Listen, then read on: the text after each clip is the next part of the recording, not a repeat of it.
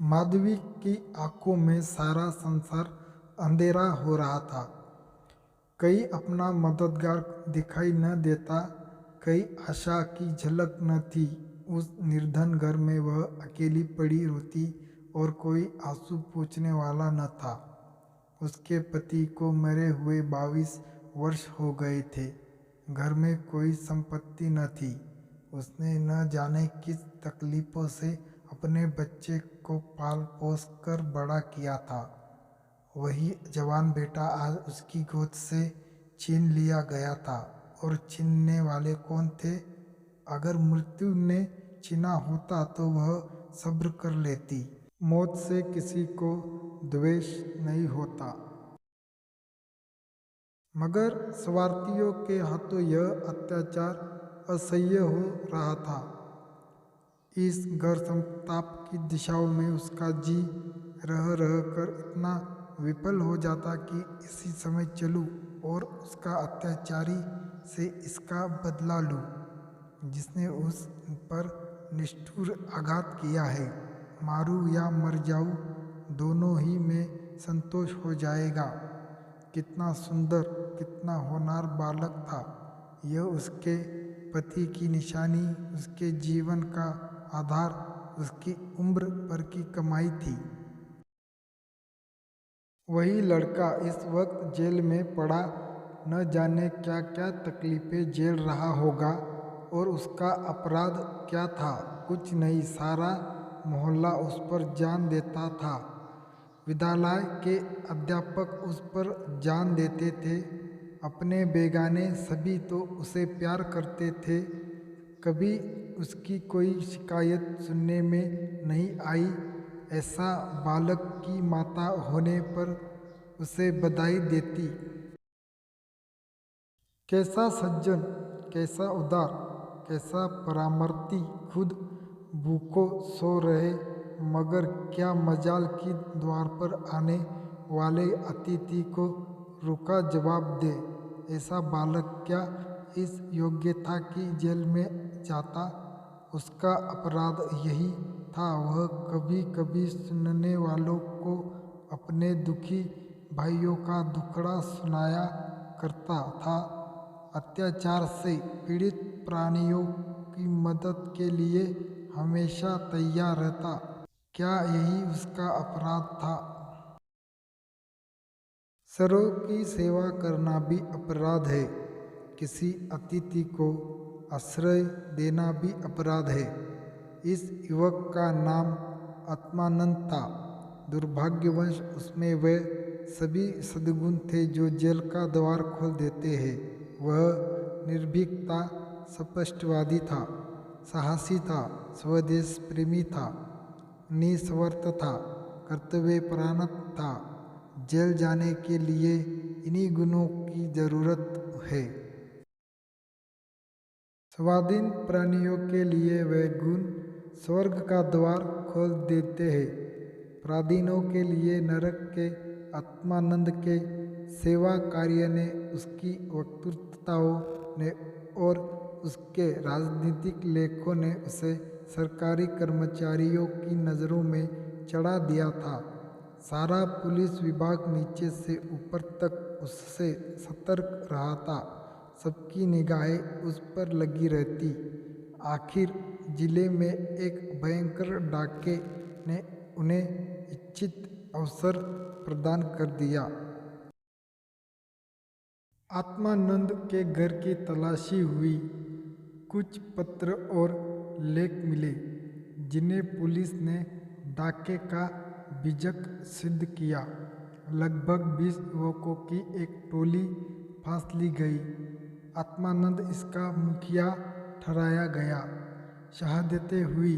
इस बेकारी और गिरानी के ज़माने में आत्मा सस्ती और कौन वस्तु हो सकती है बेचने को, और किसी के पास रह ही क्या गया है। नाम मात्र का प्रलोभन देकर अच्छी से अच्छी शहादतें मिल सकती है, और पुलिस के हाथ तो निकृष्ट से निकृष्ट गवाहियाँ भी दिवानी का महत्व प्राप्त कर लेती है। शहादतें मिल गई। महीने भर तक मुकदमा क्या चला, एक स्वाग चलता रहा और सारे अभियुक्त को सजाएं देती गई। आत्मानंद को सबसे कठोर दंड मिला, 8 वर्ष का कठिन कारावास। माधवी रोज कचहरी जाती, एक कोने में बैठी सारी कार्रवाई देखा करती। मानवीय चरित्र कितना दुर्बल, कितना नीच है, इसका उसे अब तक अनुमान भी नहीं हुआ था। जब आत्मानंद को सजा सुना दी गई और वह माता को प्रणाम करके सिपाहियों के साथ चला, तो माधवी मूर्छित होकर गिर पड़ी। 2-4 सज्जनों ने उसे एक तांगे पर बिठाकर घर तक पहुंचाया। जब से वह होश में आई है, उसके हृदय में शूल सा उठ रहा है, किसी तरह धैर्य नहीं होता। उस घोर आत्मवेदना की दशा में अब जीवन का एक लक्ष्य दिखाई देता है और वह इस अत्याचार का बदला है। अब तक पुत्र उसके जीवन का आधार था, अब शत्रुओं से बदला लेना ही उसके जीवन का आधार होगा। जीवन में उसके लिए कोई आशा न थी। इस अत्याचार का बदला लेकर वह अपना जन्म सफल समझेगी। इस अभोगे नर पिशाच बगीचे ने जिस तरह से रक्त से के आंसू रुलाए हैं, उसी भांति यह भी उस रुलाएगी। नारी हृदय कोमल है, लेकिन केवल अनुकूल दशा में। जिस दशा में पुरुष दूसरों को दबाता है, श्रीशील और विनय की देवी हो जाती है। लेकिन जिसके हाथों में अपना सर्वनाश हो जा गया हो, उसके प्रति स्त्री की पुरुष से कम ज्ञान और क्रोध नहीं होता। अंतर इतना ना ही है कि पुरुष शास्त्रों से काम लेता है, स्त्री कौशल से। रात बीतती जाती और माधवी उठने का नाम न लेती। उसका दुख प्रतिकार के आवेश में विलीन होता जाता, यहाँ तक कि इसके सिवा उसे और किसी बात की याद ही नहीं रही। उसने सोचा, कैसे यह काम होगा। कभी घर से नहीं निकली। विधवे के 22 साल इसी घर कट गए, लेकिन अब निकलूंगी, जबरदस्ती निकलूंगी, भिखारियन बनूंगी, टहलनी बनूंगी, झूठ बोलूंगी, सब कुकर्म करूंगी। सत्कर्म के लिए संसार में स्थान नहीं। ईश्वर ने निराश होकर कदाचित इसकी ओर से मुंह फेर लिया है, तभी तो यहाँ ऐसे ऐसे अत्याचार होते हैं और पापियों को दंड नहीं मिलता। अब इन्हीं ही हाथों से उसे दंड दूंगी। संध्या का समय था। लखनऊ के एक सजे हुए बंगले में मित्रों की महफिल जमी हुई थी। गाना बजाना हो रहा था। एक तरफ आतिशबाजियाँ रखी हुई थी, दूसरे कमरे में मेज़ों पर खाना चुना जा रहा था। चारों तरफ पुलिस के कर्मचारी नजर आ रहे थे। वह पुलिस के सुपरिंटेंडेंट मिस्टर बगीची का बंगला है। कई दिन हुए उन्होंने एक मार्के का मुकदमा जीता था। अफसरों ने खुश होकर उनकी तरक्की कर दी थी और उसकी की खुशी में यह उत्सव मनाया जा रहा था।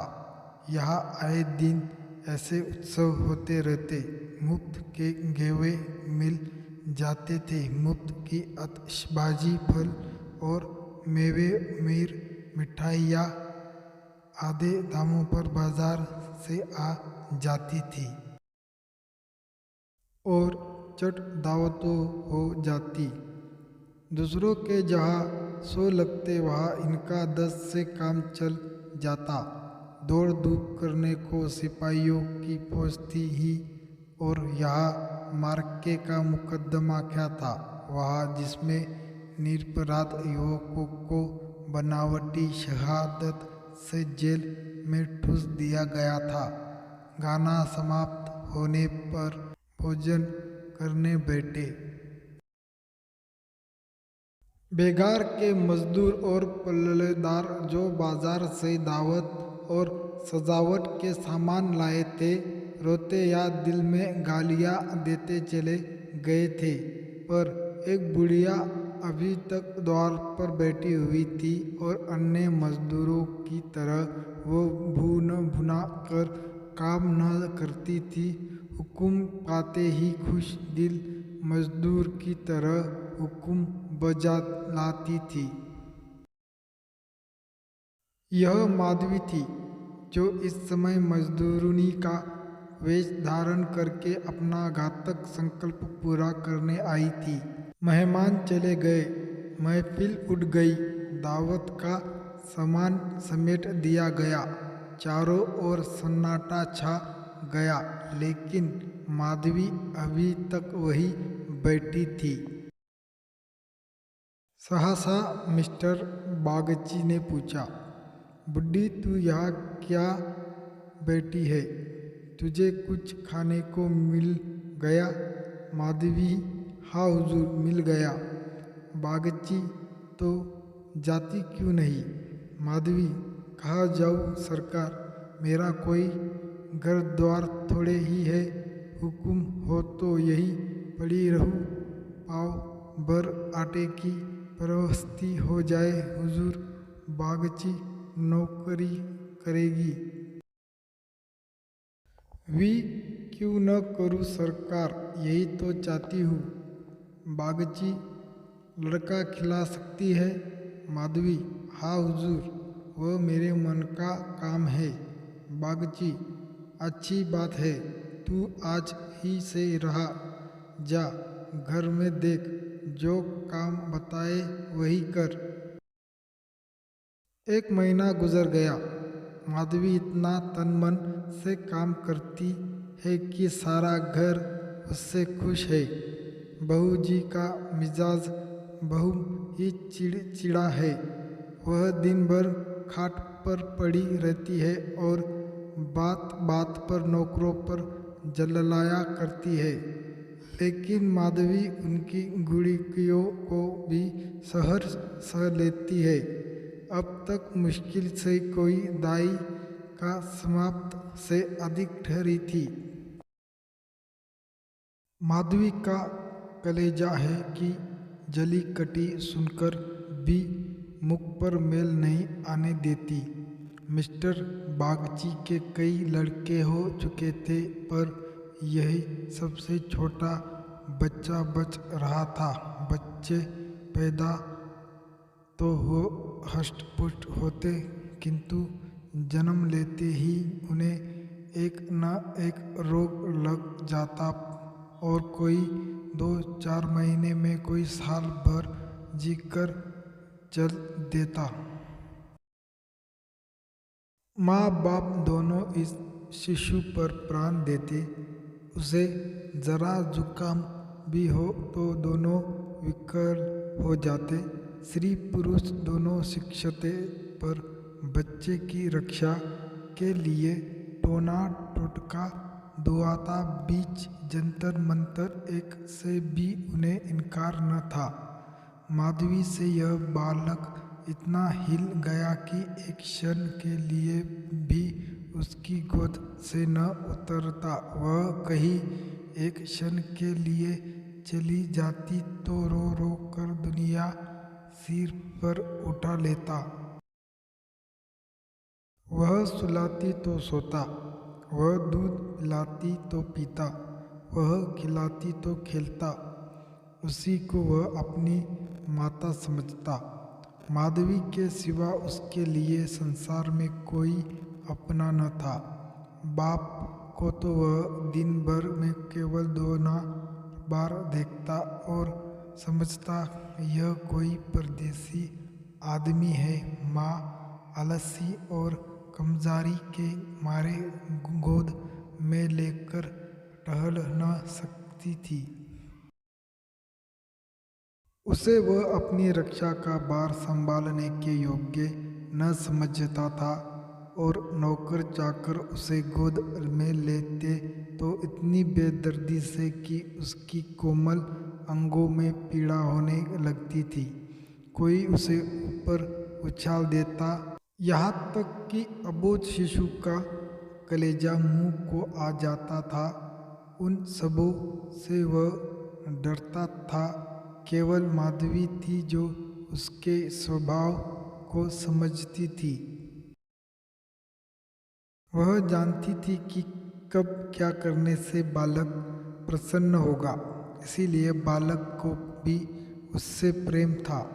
माधवी ने समझाया था यह कंचन बरसता होगा, लेकिन उससे देखकर कितना भी समय हुआ कि बड़ी मुश्किल से महीने का खर्च पूरा पड़ता है। नौकरों से एक एक पैसे का हिसाब लिया जाता और बहुधा आवश्यक वस्तुएं भी टाल दी जाती। एक दिन माधवी ने कहा, बच्चे के लिए कोई तेज गाड़ी क्यों नहीं मंगवा देती? गोद में उसकी बाढ़ मारी जाती है। मिसेज बागजी ने कुटित होकर कहा, कहाँ से मंगवाऊँ दूँ? कम से कम 50-60 रुपये में आएगी, इतने रुपए कहाँ है?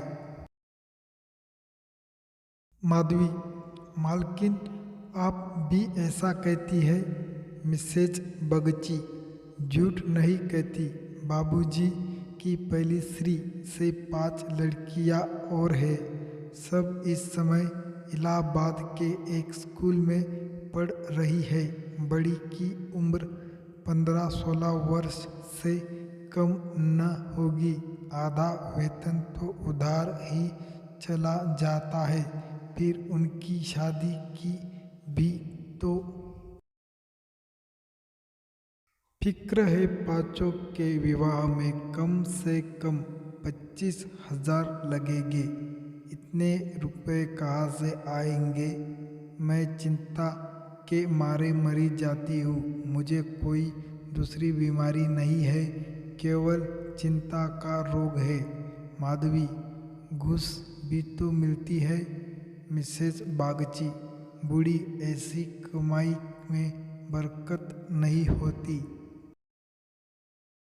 यह क्या सच पूछो तो इसी घूस ने हमारी यह दुर्गति कर रखी है। क्या जाने और को कैसे हजम होती है। यह तो जब ऐसे रुपए आते हैं तो कोई न कोई नुकसान भी अवश्य हो जाता है। एक आता है तो 2 लेकर जाता है।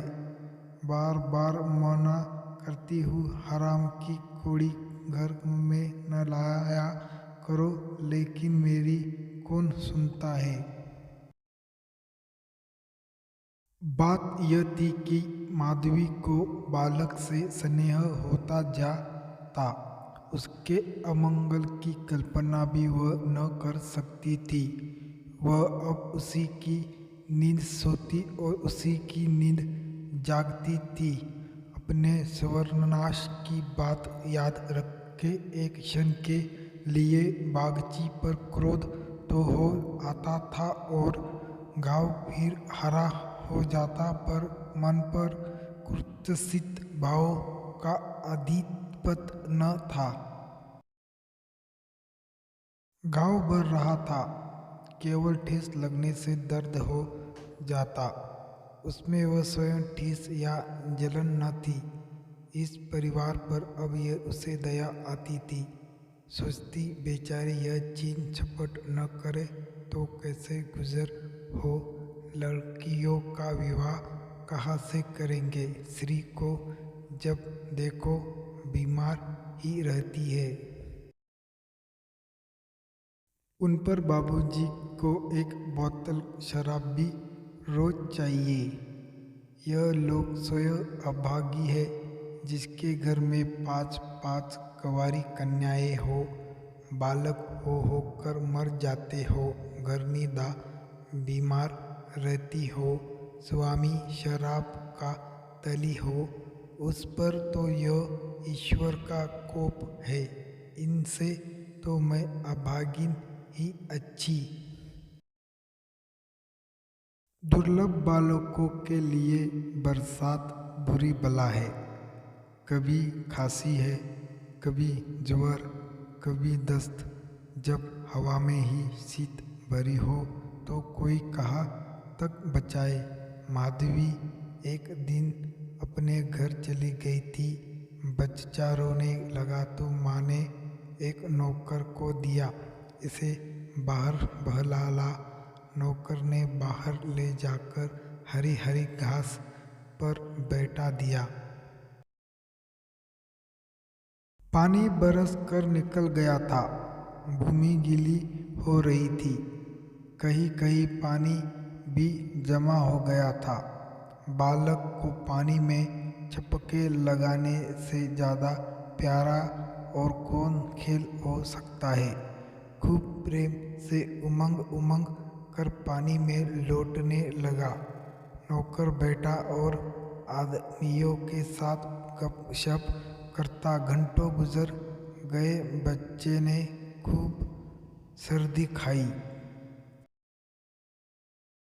घर आया तो उसकी नाक बह रही थी। रात को माधवी ने आकर देखा तो बच्चा खांस रहा था।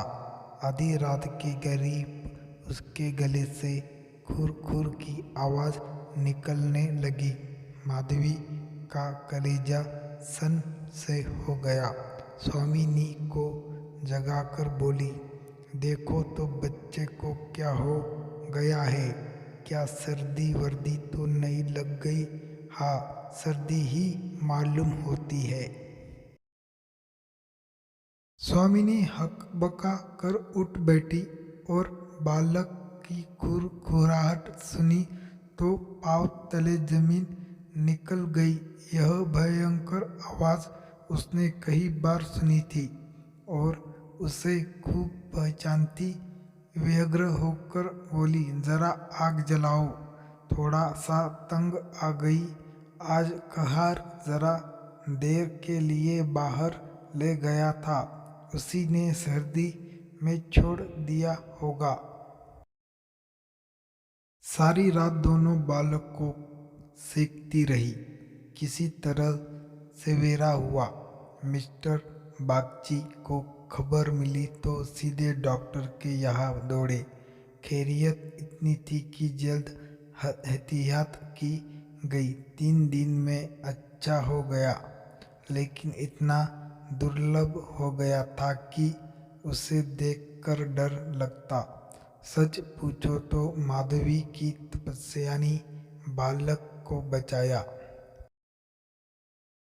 माता पिता सो जाता, किंतु माधवी की आंखों में नींद न थी। खाना पीना तक भूल गई।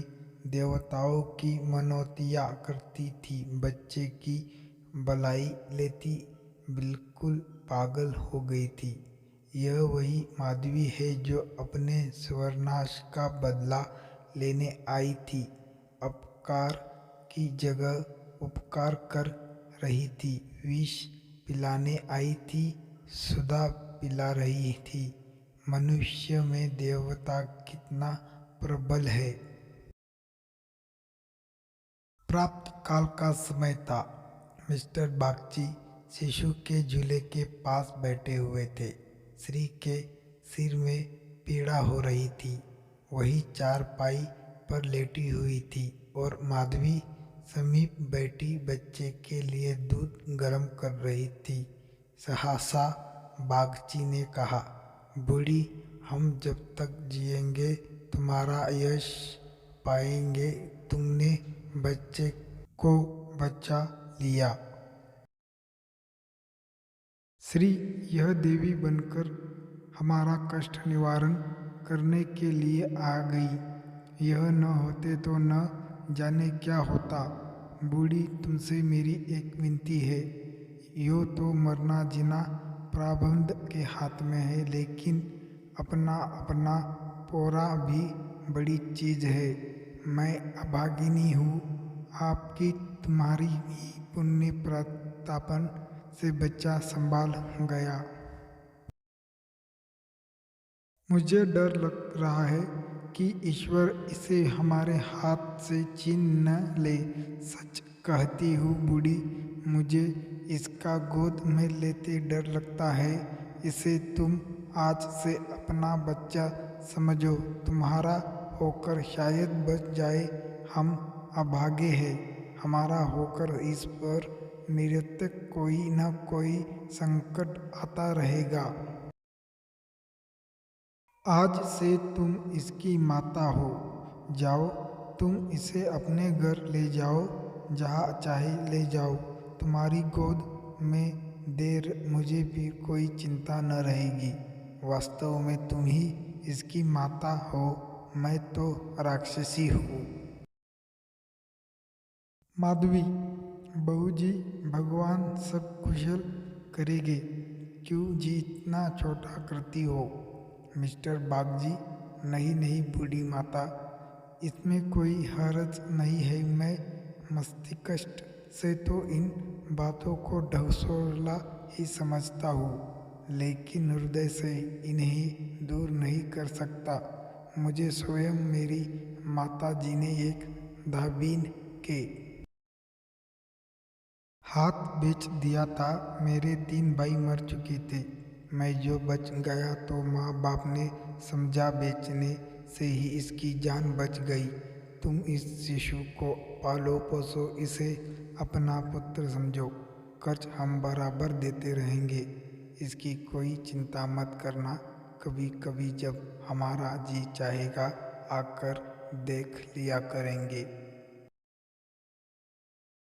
हमें विश्वास है कि तुम इसकी रक्षा हम लोगों से कहीं अच्छी तरह कर सकती हो। मैं कुकर्मी हूँ, जिस पेश में हूँ उसमें कुकर्म किए बगैर काम नहीं चल सकता।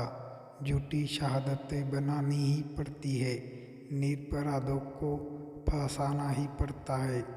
आत्मा इतनी दुर्लभ हो गई है कि प्रलोभन में पड़ ही जाता हूँ। जानता ही हूँ कि बुराई का फल बुरा ही होता है, पर परिस्थिति से मजबूर हूँ। अगर न करूँ तो आज नालायक बनाकर निकाल दिया जाऊँ। अंग्रेज हजारों भूलें करे, कोई नहीं पूछता। हिंदुस्तानी एक भूल ही भी कर बैठे तो सारा अफसर उसके खिलाफ हो जाते हैं। हिंदुस्तानी को दोष मिटाने के लिए कितनी ऐसी बातें करनी पड़ती है जिनका अंग्रेज के दिल में कभी ख्याल ही नहीं पैदा हो सकता। तो बोलो, स्वीकार करती हो। माधवी गद होकर बोली, बाबूजी, आपकी इच्छा है तो मुझसे भी जो कुछ बन पड़ेगा आपकी सेवा कर दूंगी। भगवान बालक को अमर करे, मेरी तो उनसे यही विनती है। माधवी को ऐसा मालूम हो रहा था कि स्वर्ग के द्वार सामने खुले हैं और स्वर्ग की देवियाँ आंचल फैला फैला कर आशीर्वाद दे रही है। मानो उसके अंतस्थल में प्रकाश की लहरें सी उठ रही है। स्नेहम सेवा में की कितनी शांति थी। बालक अभी तक चादर ओढ़े सो रहा था। माधवी ने दूध गर्म हो जाने पर उसे झूले पर से उठाया तो चिल्ला पड़ी। बालक की तह ठंडी हो गई थी और मुंह पर वह पीलापन आ गया था जिससे देखकर कलेजा हिला जाता है। कंठ से आग निकल जाती है और आंखों से आंसू बहने लगते हैं। जिसने इसे एक बार देखा है फिर कभी नहीं भूल सकता। माधवी ने शिशु को गोद से चिपटा लिया, हालांकि नीचे उतार दोनों चाहिए था। कोहराम मच गया। माँ बच्चे को गले से लगाए रोती थी, पर उससे जमीन पर न सुलाती। क्या बातें हो रही थी और क्या हो गया। मौत को धोखा देने में आनंद आता है, वह उस वक्त कभी नहीं आती जब लोग उसकी राह देखते होते हैं। रोगी जब संभल जाता है, जब वह पत्ते लेने लगता है, उठने बैठने लगता है, घर भर खुशियाँ मनाने लगता है, सबको विश्वास हो जाता है कि संकट टल गया, उस वक्त घातक में बैठी हुई मौत सिर पर आ जाती है। यह उसकी निठुर लीला है। आशाओं के बाग लगाने में हम कितने कुशल हैं। यहाँ हम रक्त के बीज बोकर सुधा के फल खाते हैं। अगीन से पौधों को सींचकर शीतल छाह में बैठते हैं। हाँ मंद बुद्धि। दिन भर मातम होता रहा। बाप रोता, माँ तड़पती और माधवी बारी बारी से दोनों को समझाती। यदि अपने प्राण देकर वह बालक को बचा सकती तो इस समय अपना धन्य भाग समझती। वह अहित का संकल्प करके यहाँ आई थी और आज जब उसकी मनोकामना पूरी हो गई और उसे खुशी से फुलाना समाना चाहिए था, उस समय कहीं घोर पीड़ा हो रही थी जो अपने पुत्र की जेल यात्रा में हुई थी। रुलाने आई थी और खुद रोती जा रही थी। माता का हृदय दया का आगार है, उसे जलाओ तो उसमें दया की ही सुगंध निकलती है, पिसो तो दया का ही रस निकलता है। वह देवी है। विपत्ति की क्रूर लीलाएं भी उस स्वच्छ निर्मल स्रोत को मलिन नहीं कर सकती।